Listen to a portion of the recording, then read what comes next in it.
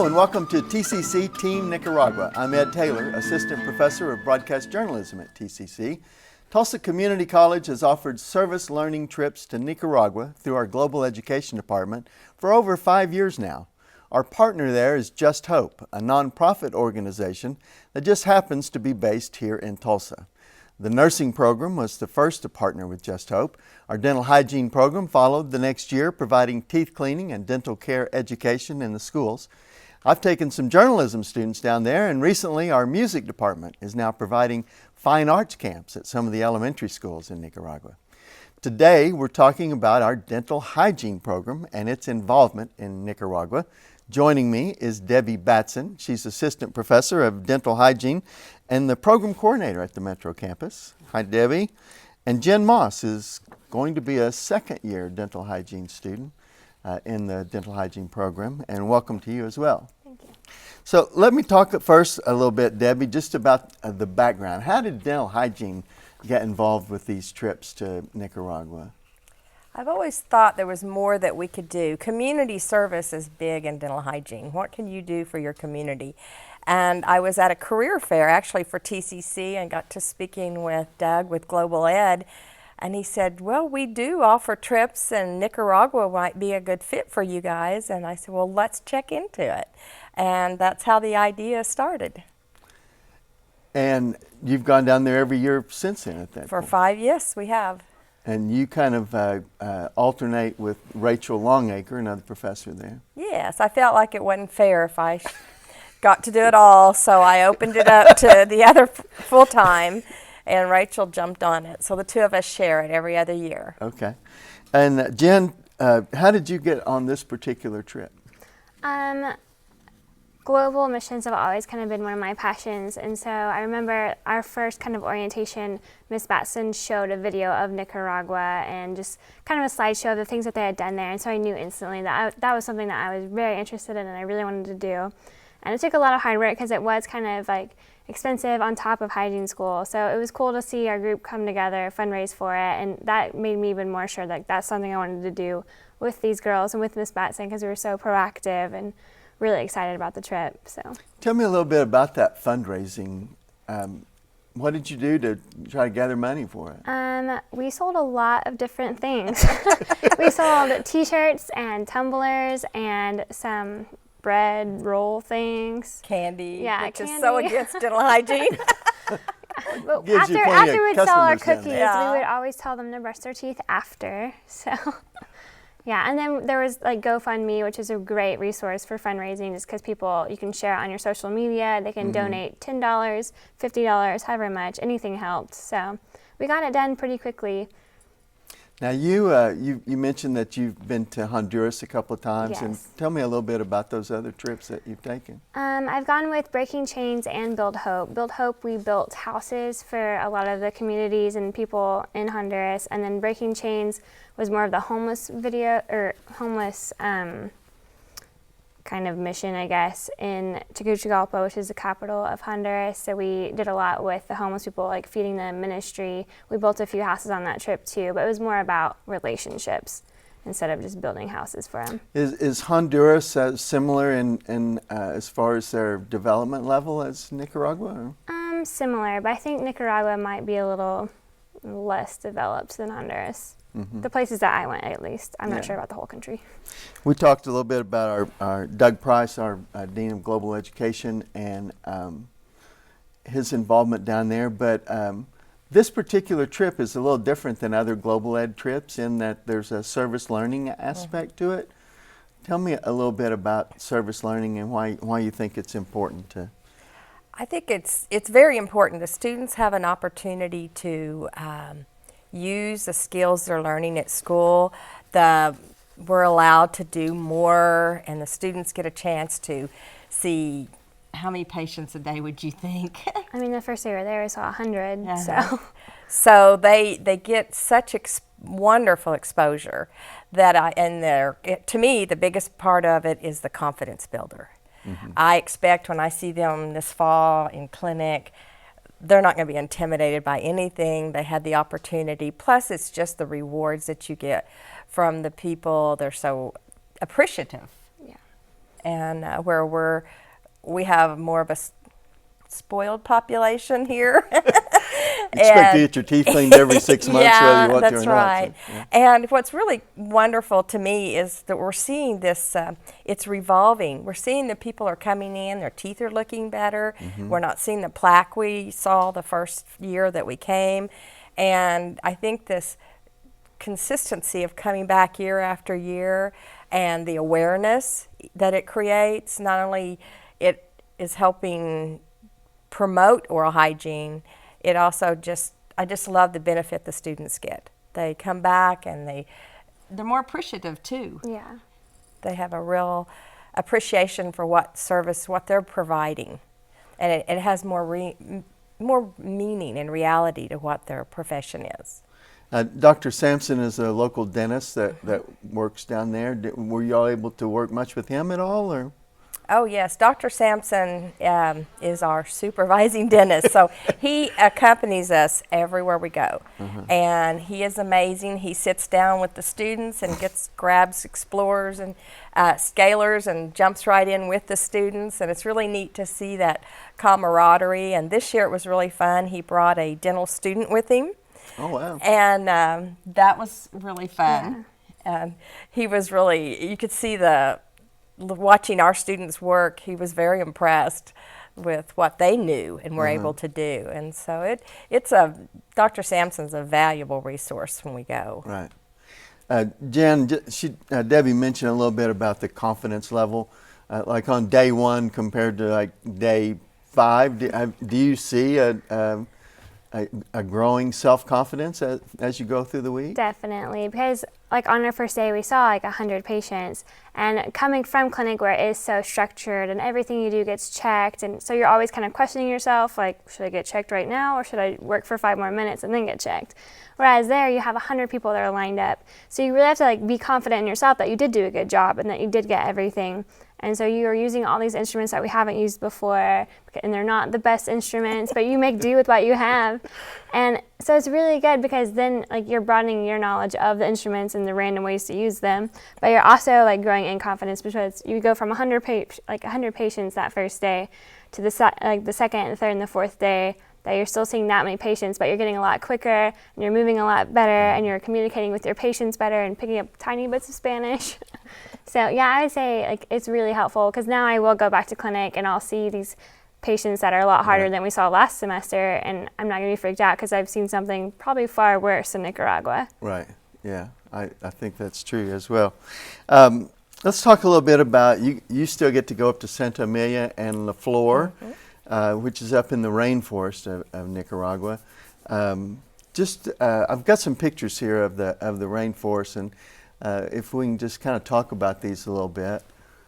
This is the casitas, is where you stay up there. It's actually on a coffee plantation, isn't it? Mm-hmm. And you can't really tell those hydrangeas are about as big as 2 hands if you do that. That's a laundry room that your laundry never gets dry in the rainforest. I'm not sure why you even try to do it, but Why you try. It's so beautiful and lush up there, I think. Is that the impression that you guys got when you were there?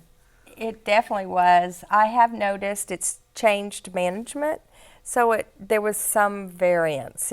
I don't think it's quite as well kept as it was the first time I went 5 years ago. Okay.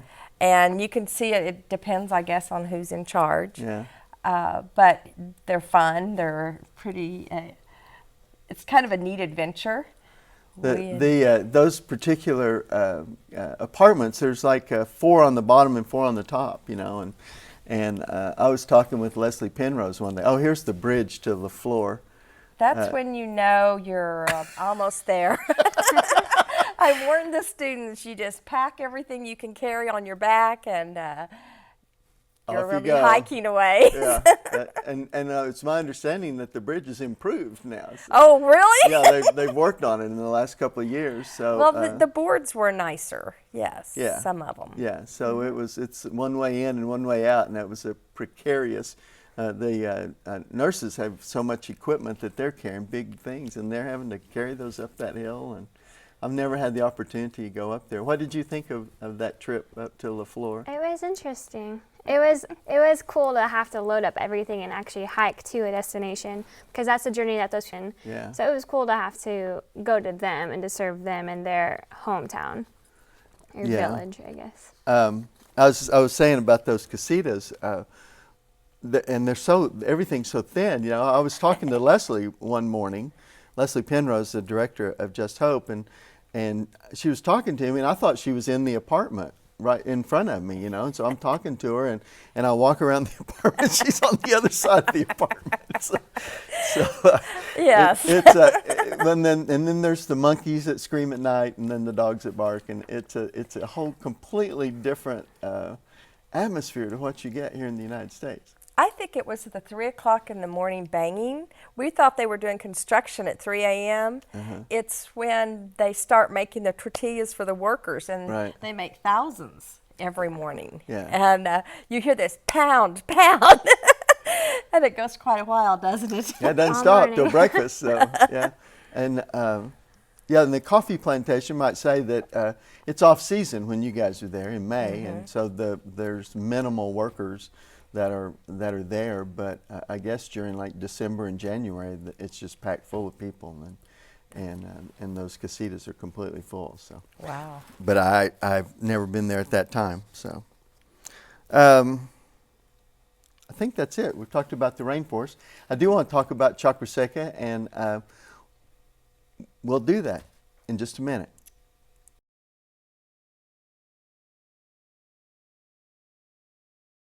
Hello and welcome back to TCC, Team Nicaragua. We're talking with dental hygiene professor Debbie Bateson and Jenn Moss, one of her students. We're talking about being in Chakra Seca. It's a small farming community just east of Leon, which is just probably about an hour and a half north of Managua, so close to the Pacific coast. And you were talking about some festivals that were going on there while you were there. They were celebrating the farming, a saint that was over the farming community, and it was quite festive. Wouldn't you agree, Jen? They fireworks. Yeah. We saw a parade on one of the roads out of Chakra Seca, and they were pulling carts and were all dressed up and balloons. And then we went to one of the elementary schools. At the schools is where we would set up our dental hygiene clinics, and they wanted us to come in and see. They were putting on a little play or program of their history, and so they had these little kids dressed up. One little boy, he had the little guns, remember? It was really cute, but they were replaying the history of their country, and it was really fascinating. I think that history is so important to them, and I mean, it's everywhere, really. I mean, that mural in downtown Leon, and Leslie stopped near the presidential palace in Managua one day, and there's a pavilion there, and the history of Nicaragua is around that. They're very proud people, and they're very proud of their history, and it's a little bit of a turbulent history as well. Yes. But yeah, they're always. It seems like every holiday that comes up, there's some kind of celebration, and fireworks are involved most of the time. Let's talk a little bit about these clinics, and we've got a little bit of video of it. There's a standard transportation to one of the clinics. That's actually in Chakra Seca by the dental clinic, medical and dental clinic. Yeah. And I'm not sure who rode the horse to work. Is that you, Jen? Yeah, that's a Oh, really it is? awkward picture too. Well, you could see we worked with whatever we could find. Chairs, we sat on the ground, we did whatever we needed to do, because you couldn't really carry a dental chair around or very much. So our main equipment was our dental instruments and toothbrushes and things like that. What are some of the things that you had the opportunity to do, Jen, that you haven't been able to do here at school? Well, we follow the same protocols as far as the treatment that we were able to provide, but I think the biggest thing for me is being able to remove so much of the calculus in the harder patients, because we haven't really gotten to do that yet because we were the first year students last semester. So we're just recently into our senior years finally. So that was a really big thing for me, because normally in our clinic, if we would have been seeing those patients, we would have been doing injections and different blocks on them because it has to be painful. But yet none of them complained about any of it. They're just so grateful and so prideful after they were done. So that was really cool. And then like all these pictures about like the schools, and we did mass fluoride treatments, which we hadn't really gotten an opportunity to do that here in America. I mean, we provide fluoride for all of our patients, but not to the scale that those kids had. So that was really cool to go around to each kid, provide them one-on-one, like get to know them, play with them, apply fluoride, teach them how to brush their teeth. So that's really special to me. But I know they really took a lot of it, because some of them remember us coming in the past years, and they'd be like, I know how to brush my teeth, like watch me brush my teeth. Yeah. And it was so cool to see how proud they were that they did know how to brush their teeth, because that's not something that's common there. Right, yeah. I was at Dr. Sampson's office just in June, and he had a little 12-year-old boy in there that his molar was completely rotted. Yeah. You know? I'm like, how does that happen in 12 years? You know, or not even 12 years, because it just came in. You know. Well, they have their little puperias, the little stores, and mainly their drink of choice is a very sugary Fanta and things like that. And one little boy we found that had a lot of decay. We found out his mother owned the little store. Oh, he's eating the profits. He was, yes, eating the profits. I think it's such an educational experience. We saw a lot of unique things with the patients. We saw in some of the pictures you showed, like the one little boy where he had the mouth, where we really zooming in. He had gemination, and his brother did too, which is where two teeth are come up joined. Oh, no. And there was one little boy that one of our students identified with a terrible abscess. We actually took him down into Medagapa and had him x-rayed, and Dr. Sampson, he had such a bad infection, they said, we can't even treat this tooth right now until he's been on some really heavy antibiotics for a while. So we had some extra money that we had fundraised, and we left it with Dr. Sampson to help provide for his treatment. But his was a situation where it could have been life-threatening. So that was very educational, wouldn't you say? Yeah, and they're so stoic too. You know that's got to hurt. And yeah, you could tell his little eyes were drooping. He didn't have any energy. He was, you could tell he felt terrible. And so the infection, that's the scary part, is that infection can spread and it can become very dangerous. So we were glad, we felt very fortunate that we were able to see this and getting treatment before it could have been very critical. Yeah, and that's probably an unusual case, but there's a lot of cases that you come across that you do go ahead and recommend that they see a dentist. And something we did new this year, and I thought was really neat, is we did a little bit of screening as we did it. So we started taking each client or patient's name, and if they needed treatment, like an extraction or had a, some type of treatment that was needed, we would tell Juan Pablo, who kept record the names for us. Meticulously. Yes. And then those names were given to the sector leader. So the sector leaders of Chakrasek are they take their job very serious. And so they, as a community, will figure out, how do we get this person taken care of? How can we get them treated? So we decided, it's taken us a few years to kind of figure everything out, but I was really excited that this is something new we added this year to do some, like triage too, not just service, but identify serious needs. So that if that child then next May comes back, then you're able to recognize him right away. Yes. Or Rachel could recognize him at this point. So, we definitely. He was cute. He rode with us in the van down into the town, and it was really cute. You talk a little bit about that dental education, but you guys bring a lot of floss and toothpaste and toothbrushes, and that's a big part of your trip, isn't it? Yes. Too? We feel, I mean, we like providing the hygiene services. We know that they need to teach them to clean their teeth, but it's the awareness. What do they do those other 12 months when we're not there? And so we spend time. We're very fortunate that they provide us interpreters. And so part of our program, not just cleaning the teeth, is educating the patient, showing them how to brush and how to floss. And we're very lucky. We have a lot of people that have a heart for what we do. We had one dentist that provided us over $1,000 in supplies this year. Wow. He just found out what what the students were getting ready to do, and I called the dental supply, and we were able to get toothbrushes and toothpaste and just all kinds of supplies, and we ordered some additional things to help Dr. Sampson when we're not there to provide treatment. And I noticed his office grew a little bit, or his room that he works in. So that was good to see. He was concerned about how crowded it was in there. But tell me a little bit. It wasn't all.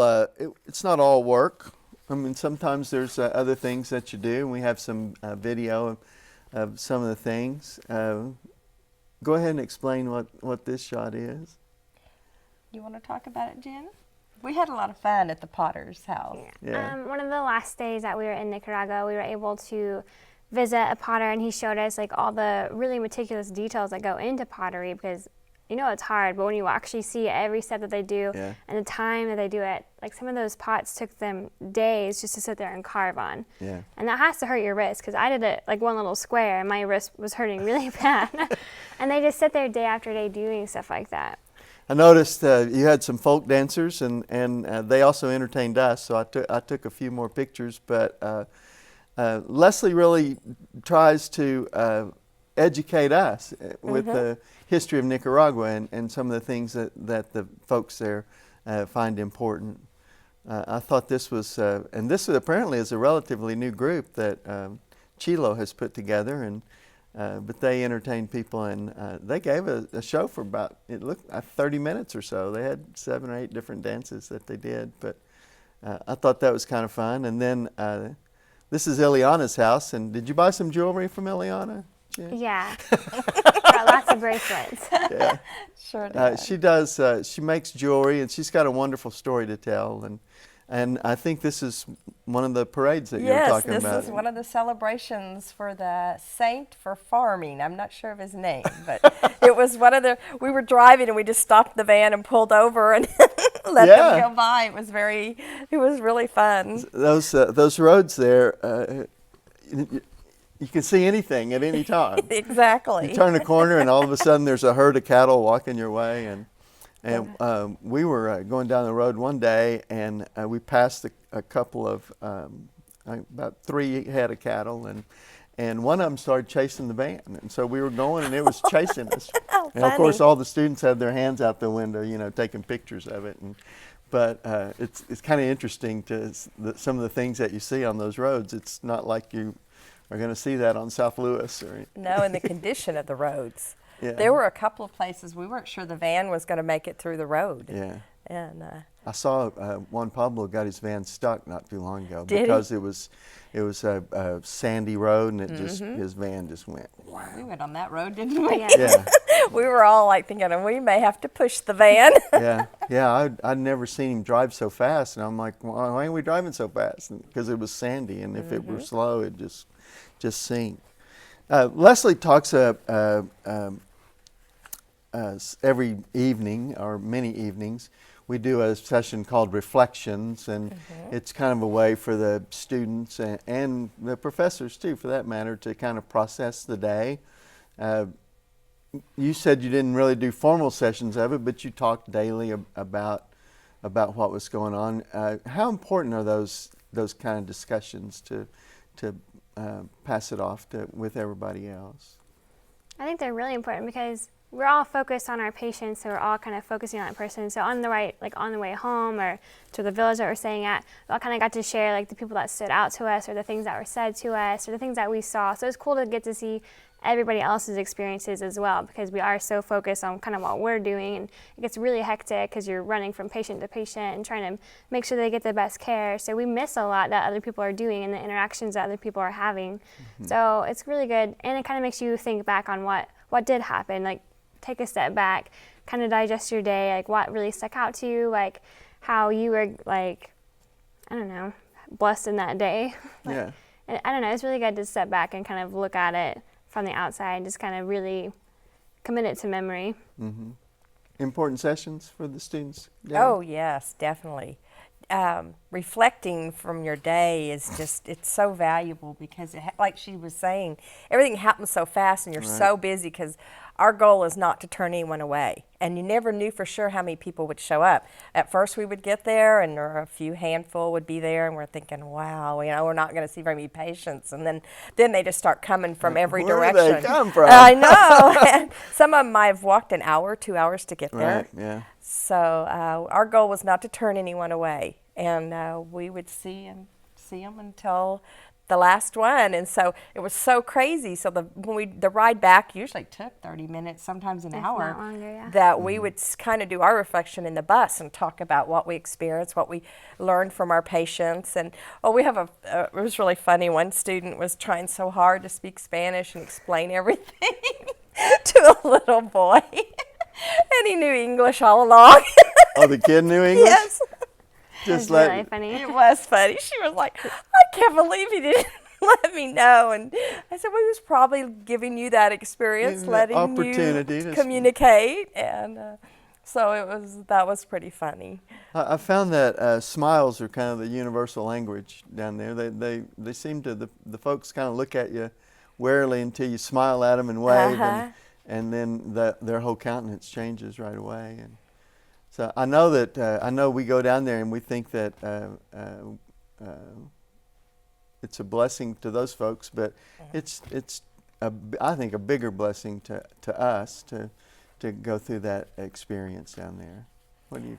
I totally agree. You know, you go thinking, I'm going to change the world. I'm going to help these people. And as you come back, you realize it was you that were changed and it was you that was helped.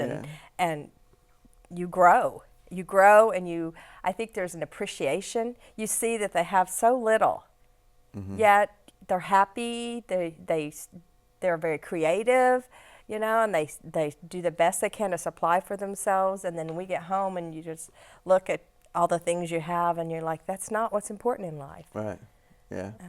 What about processing it as you get back home, Jen? Is there kind of a process that you have to kind of, okay, I'm back in the United States now?